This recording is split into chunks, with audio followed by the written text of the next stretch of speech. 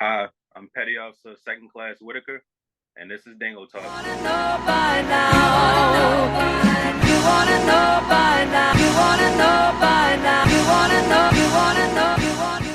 What's going on, Chuckleheads? I am Carlo Guadagnino. This is Dingo Talk, and this week is our salute to veterans. Tomorrow, obviously, being Veterans Day, we are joined by Petty Officer Second Class in the United States Navy, Saul Whittaker. Saul, thank you for taking the time to join us. I appreciate it. It's a pleasure. So we met each other 2014. You came to Bethany, play football, correct? Yep. Why the decision to go to college immediately and not into the military? Let's start there. So honestly, I never even thought about joining the military. I was always, football. High school, I was playing football. I was doing pretty good. Had a nice career going on. But unfortunately, I didn't have the funds to, keep up with a college career at Bethany College. So one thing led to another. I couldn't return back because I didn't have the money to. So, I had to weigh my options with my career path. I couldn't just sit around. So my grandmother was telling me that I should join the military. And I kind of brushed it off. I was like, I'm not joining no military. I'm not doing that. Like, why would I do that? You feel me? Like, people dying in the military every day on the news, CNN, all this stuff. Like, why would I put myself in that situation? But, I did a little bit of research. I talked to a few people that was in there, and, they gave me a little bit of insight, and they told me pretty much how their perspective was and stuff like that. So, I wasn't really doing anything at the time. I was trying to, figure out a job situation. And I was like, forget it. I tried out. Why not? So, I joined in what year? I joined in 2015, but I didn't actually go to boot camp till 2017. Okay. Now, why the delay in between joining and then going to boot camp? So I joined 2015 in December, and when you join, it's a whole bunch of paperwork and processing and stuff that you got to do and stuff like that. And just so happened, most people join within 2 to 3 months, maybe, or maybe right then and there, depending on how the Navy or the military needs them. But my situation was, I was supposed to join in 2016 of December. I mean, not December, August. And around the time when June or July ran around, the fiscal year for the military was about to shift, and funds were being calculated and stuff like that, and they didn't have enough money to send me to boot camp. So I had to wait a little bit longer, ended up losing a job that I actually wanted to join in, but I found a better job. So another 6 months roll around. I'm in February of 2017. That's when I finally, shipped out to boot camp. Now, why the choice for the Navy? All right, so like I said earlier, I wasn't really, trying to join the military, so this is gonna be a little funny. I picked the Navy because of the uniform. They was rocking the blue camos and stuff like that. They was different than all the other branches. Yeah. So I didn't know anything about the military. I didn't know anything about branches, jobs, none of that. I was just trying to, start my career. So I was like, this is an easy way of me picking which branch to choose. And I never been on a boat before anyway, so I was like, this is another opportunity. So when you go to boot camp, and I've had a few military personnel on in prior episodes, and I don't think I've asked this question. Does everyone go to the same place for the first, like the initial boot camp, and then you go somewhere else, or does the Navy have its own specific boot camp, and then the Army, Marine, etc.? Yeah, so the Navy has their own boot camp. I'm pretty sure we got our own. I'm pretty sure the Army and the Air Force, Marines, they all have their own boot camp. It's all, by branch. Ours is in Chicago. It used to be Chicago and Cali, I believe, a long time ago, but they moved everybody strictly to Chicago. So I'm not really sure where all the other branches go. But yeah, ours is in Chicago. And what was a day? What was boot camp like? Give us the inside. Man, so boot camp is pretty much, each person's point of view. My point of view was, we first got there. I flew into O'Hare in Chicago, and they had us sitting crisscross applesauce with our little, beige folders and stuff with all our information in it. We were just sitting there waiting for a bus to drive us up to Great Lakes. Mhm. And we're on the bus and they're like, don't use your phones. You can't use your phones anymore. Da da da. Just sit there and wait for us to get there. So the moment we step off the bus, there's a first class petty officer there in our ear yelling, "Get off the bus! Get off the bus! Get off the bus!" Da da da. And it's like the momentum shifts from 0 to 100 real quick. You know what I'm saying? Mm-hmm. So we get inside the building. The first day is pretty much us, like, pretty much getting our stuff, all of our uniforms. Well, most of our uniforms. We get all of them throughout the duration of boot camp. But like pretty much like our workout uniforms. We ship all our stuff, like a civilian clothes, we ship that back home. So we get a big box. Everything that we came in, they put us in a room. We, take everything off, put it in a box, and they ship it back home. We can't use our phones. We ship our phones home. But they do allow us to, once we get inside the facility, they let us give us one call for like 2 minutes to pretty much call our parents and let them know that we made it safe. I'll probably call you again within the next 2 to 3 weeks whenever I get another phone call and everything's okay. So that portion, that's processing. It's a lot. It's a lot to boot camp. Tell us. Tell us more. All right, yeah, I got you. I ain't want keep babbling. Oh no, like no! I want the stories. I got you. All right, bet. So after that, we get our stuff. We sitting around. We gotta take a piss test to make sure that we don't got no drugs, anything like that in our system. Mm-hmm. So this whole day of everything I'm about to tell you in this little part right here is within like 48 hours of no sleep. We cannot go to sleep for 48 hours. Oh shoot. So yeah, it's tough. So me personally, when I first got there, the yelling, I'm used to, yelling. My mom yelling at me all the time when I was a kid growing up. I was a knucklehead, you feel me? So I was used to that. But at the time with like everything that we was going through, it was in my head, I was like, why did I do this? You know what I'm saying? I was like, why am I in Chicago right now? I'm all the way in Chicago. I'm from Baltimore. Why am I in Chicago right now? Joining the Navy. What did I do? But I got past that, and so got our uniform, did our piss test.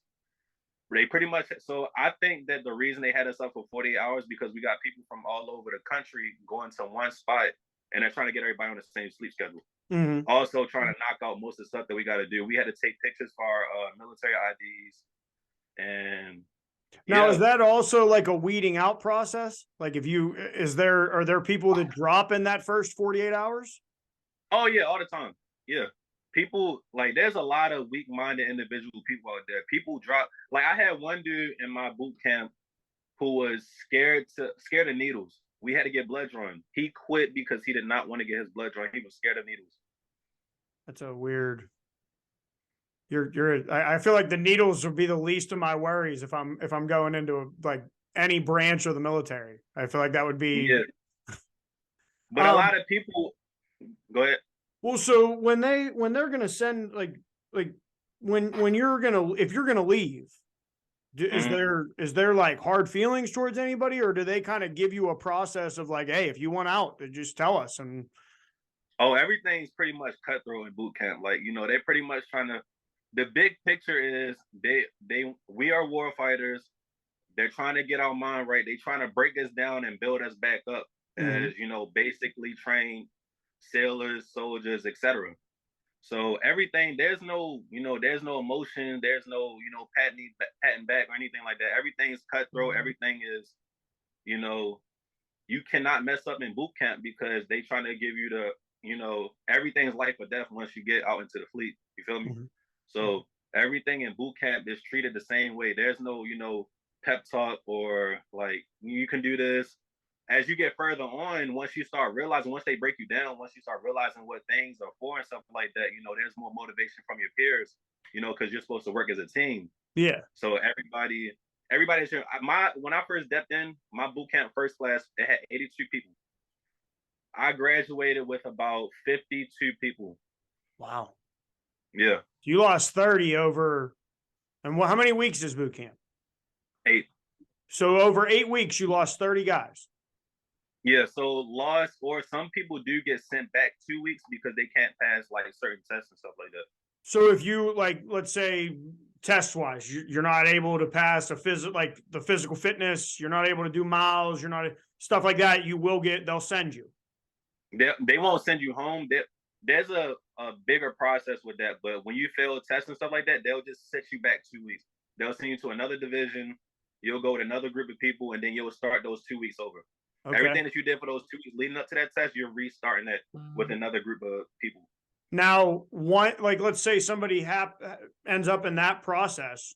Can they continue to send you back for 2 weeks, or at some point do they say, okay, maybe it's just not going to work out? Yeah. Eventually, some point they're just like, hey man, you got it. They give you a timeline after a while because at the same time, you're getting paid to be in boot camp. You know what I'm saying? You still get a paycheck, so you can't waste your whole career in boot camp. They're not going to accept a career boot camper. That ain't happening. That's not happening. Well, I guess as on the taxpayer dollar, that's probably a good thing that they don't let that happen. Right. So I know another side of boot camp is last year's guest. We talked a lot about the gassing, like going in, they take the mask off you. So walk us through that process. What's that like? All right. So they used to call it a gas chamber. As you can see with politics and the way that the world is going right now, they're trying to stay away from that. Well, they did stay away from that. They're not trying to. They already did. It's not called the gas chamber anymore. It's called the confidence chamber. So pretty much what that is like is it's supposed to make you trust your equipment because they give us gas masks in case of like chemical attacks. If you what I'm saying? If you get chemically attacked, stuff like that, you're supposed to trust your equipment. So with that being said, they put us in a room. They have these tear gas tablets that they put on a hot plate. And pretty much we walk in there with our gas mask on and we're supposed to take them off and we're supposed to breathe in the gas and we're supposed to be able to keep our composure. What they did with us is they told us to, pretty much say our name, rank, rate, down the line of 10 people. Everybody had to do it. And once we did that, we got out of the room. But It's pretty much, it's a confidence building thing. It's supposed to make you not panic when you're in that situation and also trust your equipment. Now, leading up to because you said after the 8 weeks, you graduated with 52 guys. As you get closer to graduation, because I'm guessing there's a specialty camp, right? Like whatever you're going to go into, you got to then go to do that. I'm confused. So your job in the Navy, do you once you come out of boot camp prepares you for everything. Then do you go into like a specialty like you would have, let's say like I went into communications in college. That was what I focused on. What's the next step after boot camp? So boot camp is training everybody to be a basic sailor. The next step is your job school, which is called A school. Okay. You go to A school, depending on whatever job you sign for in the Navy. I'm an operations specialist, so you go to your job, you go to your A school, and you pretty much learn how to do your job, honestly. And so what is an operations specialist? An operations specialist is pretty much, we operate equipment. We operate radars, we operate communication equipment, stuff like that. We control, we have different collaterals and stuff like that. We control aircraft like AIC and stuff like that. My rate, it's a lot into my rate. I can't even get into the whole depths of it, but it's a whole lot. Well, can I ask, so why did you choose that? Why is that what you went into? Okay, so remember when I told you that I lost my first job when I first, you know what I'm saying? Yeah. So the first job that I joined I was a logistics specialist. That's pretty much supplies, Yeah. You bring in all the supplies, you make sure everybody got everything that they need. It's inventory. So that's what my job was. But, unfortunately, I couldn't do that job. Actually, fortunately, because I like the job that I have now, and it has a very good advancement rate. But I had to choose the job that I have now is because when it was time for me to go to boot camp, the job that I already chose wasn't available anymore. And the only two jobs that they had was operations specialist and master at arms. And a master at arms is pretty much military police. I couldn't do couldn't do the Master at Arms because I didn't have my driver's license. So the Okay. only other option was operations specialist. So, well, I mean, I guess it worked out because now you don't have to be an Worked out MP. well. You're not a military police officer. You're Nope. in a fast track job. You're enjoying your job. When you come out of class, you said it's class A, right? A school. A school. When you come out of Yeah. A school, what's your next step? All right. So once you get out of A school, sometimes like I say like maybe 12% of the time that you'll get sent to a C school, which is another specific job training for your job. But 9 times out of 10, you're going to the fleet after that. You got orders. You're going to go to your next command. You're going to go to 9 times out of 10, you're going to go to a boat because you always start out going to a boat first for the next 5 years. So Where? I went. Yeah, where was your first? Where was your first? My first boat was the USS Harry S. Truman. That's an aircraft carrier out of Norfolk, Virginia. Okay. And Yeah. can you talk about any where did you go, or were you guys mainly just in Norfolk? Oh yeah, I could talk about where we went. So I've done 3 deployments.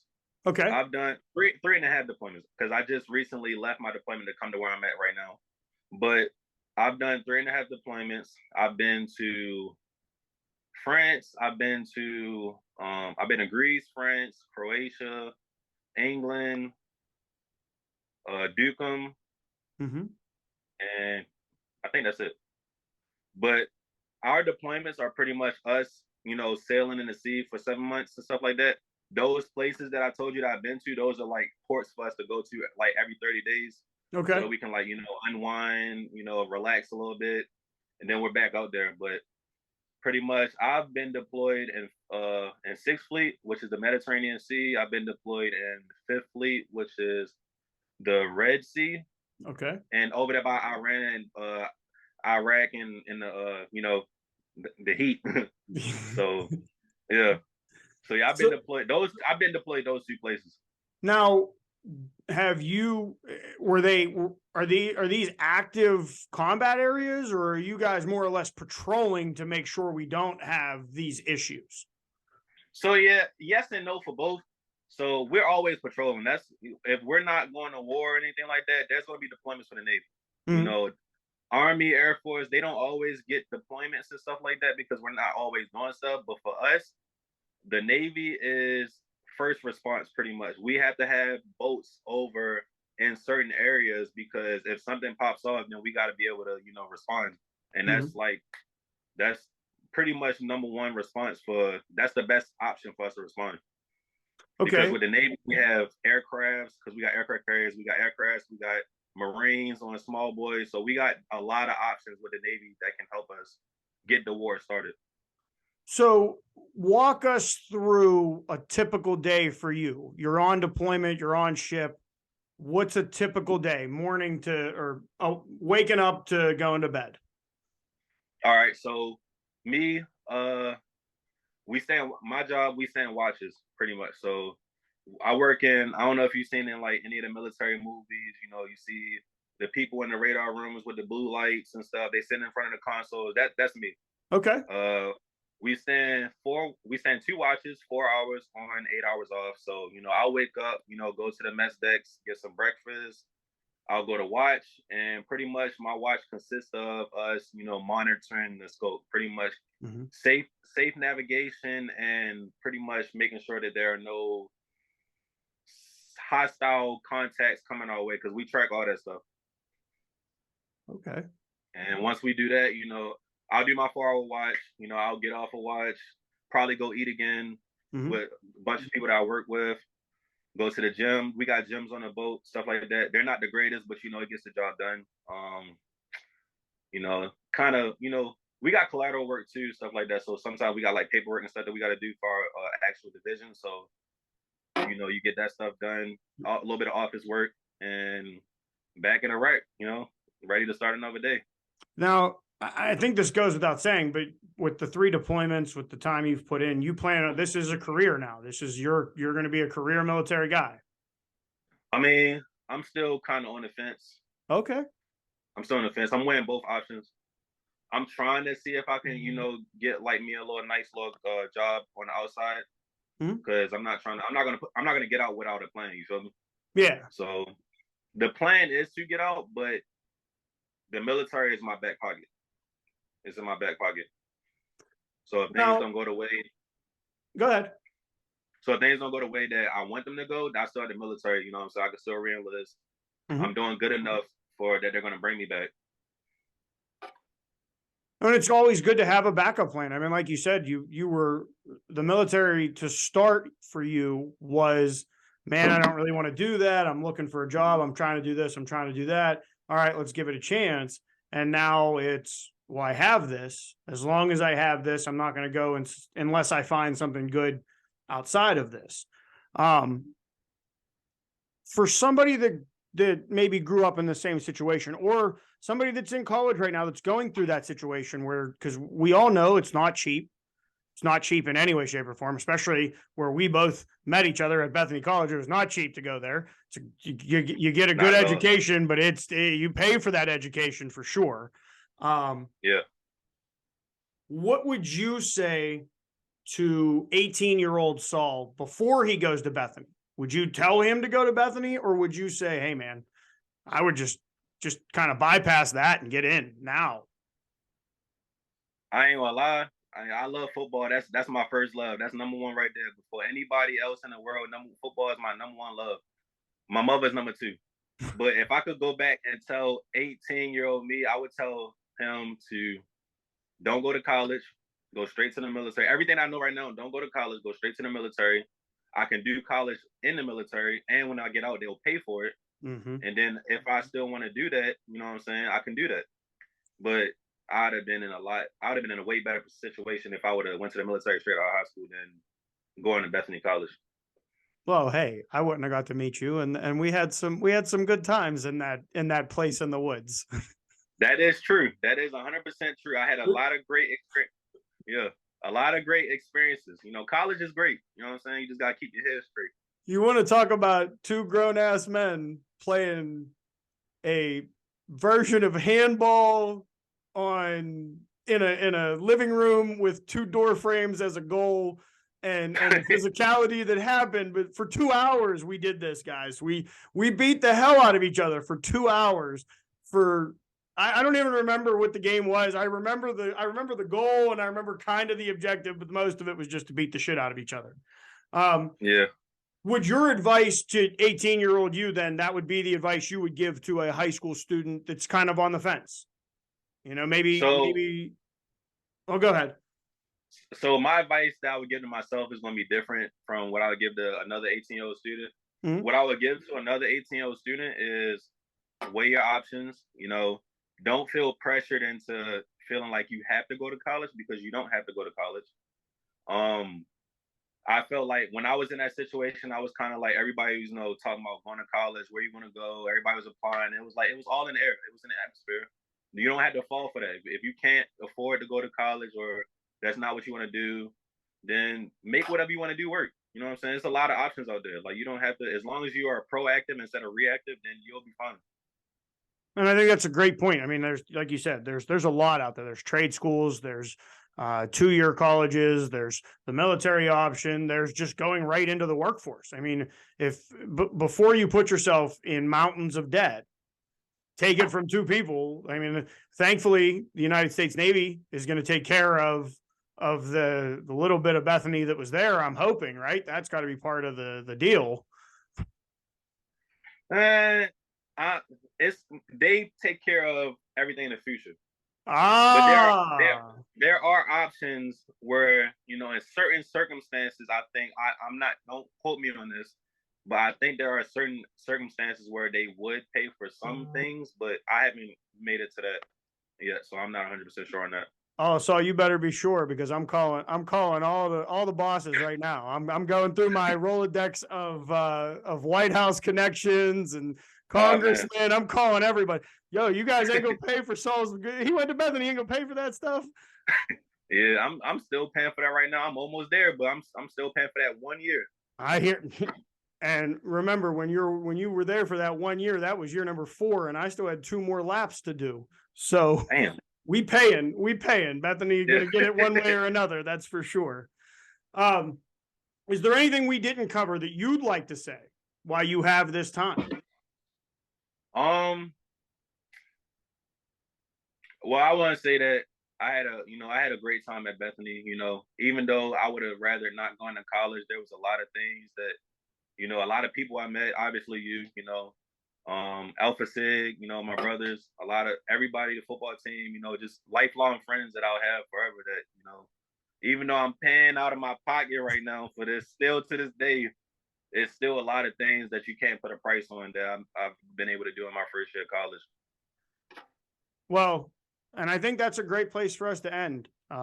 So it's always good to catch up with you. It's good to now that we go back and forth now. It's great. I didn't hear from him for like 2 years, which makes sense because he was probably in the middle of the Mediterranean Sea or in the Red Sea. So I understand. I take a back seat to the United States government. I get it.